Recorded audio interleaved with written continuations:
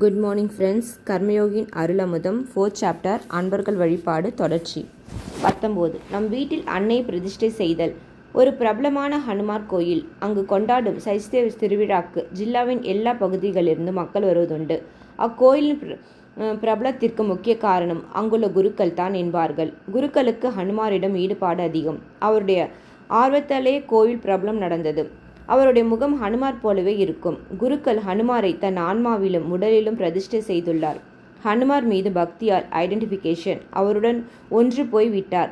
தம் முகம் கூட தாம் வணங்கும் தெய்வ திருவுரும் தாங்கும் அளவுக்கு ஹனுமாருடன் குருக்கள் உள்ளும் புறமும் இரண்ட கலந்து விட்டார். நம்ம வீட்டில் அன்னை பிரதிஷ்டை செய்யும் முன் நாம் அன்னை மனதில் பிரதிஷ்டை செய்ய வேண்டும். கண்களை மூடி உள்ளே மூடிய கண்களின் பார்வையை செலுத்தினால் அன்னை மனதில் கோயில் கொண்டுள்ளது தெரிய வேண்டும். அந்நிலைக்கு வந்த பின்னரே வீட்டில் அன்னையின் சாந்தியத்தை நிலைபெற செய்ய முடியும். சுருக்கமாக சொன்னால், வீட்டில் உள்ளவர் அனைவரும் அன்னைக்கு புறம்பான செயல்களை விலக்கி அன்னைக்கு முக்கியமான செயல்களை விரும்பி செய்தால் அன்னை வீட்டில் பிரதிஷ்டை செய்வது எளிது.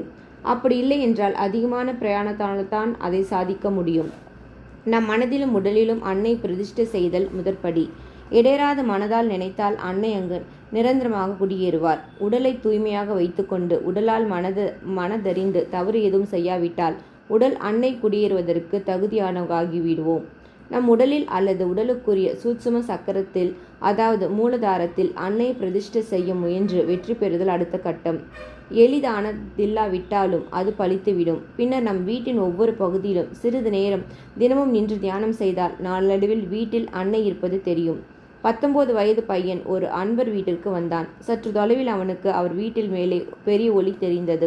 யாரிடமும் சொல்ல கூச்சப்பட்டான். அவர் வீடு மாறினார். புது வீட்டில் அவனுக்கு ஒளி சிறிதே தெரிந்தது. 3 மாதங்களுக்கு பின்னர் புது வீட்டில் பழைய அளவுக்கு அவனால் ஒளியை பார்க்க முடிந்தது. பின்னர் அவன் அவரை சந்தித்து தான் கண்டதை சொல்லி விளக்கம் கேட்டான். பக்தருடைய இடைவிடாத தியானம் அன்னையின் ஒளி அவர் வீட்டில் வானவளாவ உயர வரை கொண்டு வந்துள்ளது.